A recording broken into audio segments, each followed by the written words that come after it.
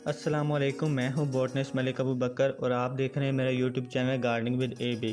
आज की इस वीडियो में मैं आपके साथ शेयर करूंगा कि आप रेडिश पॉट के सीड किस तरह हासिल कर सकते हैं, यानी कि मूंगरों के सीड आप किस तरह हार्वेस्ट कर सकते हैं और फिर उनको किस तरह आप सेव कर सकते हैं ताकि आप अगले सीज़न में उनको ग्रो कर सकें और वो आसानी से ग्रो हो जाएँ।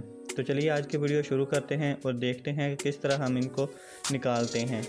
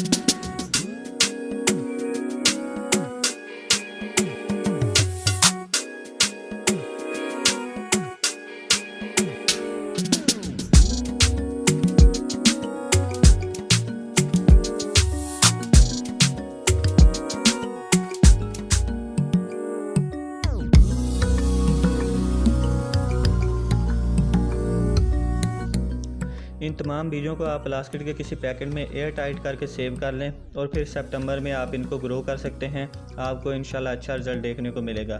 तो ये थी आज की वीडियो। उम्मीद करता हूँ आपको वीडियो पसंद आएगी। अगर पसंद आए तो चैनल को सब्सक्राइब करें। तो मैं मिलता हूँ नेक्स्ट वीडियो में, तब तक के लिए अल्लाह हाफिज़।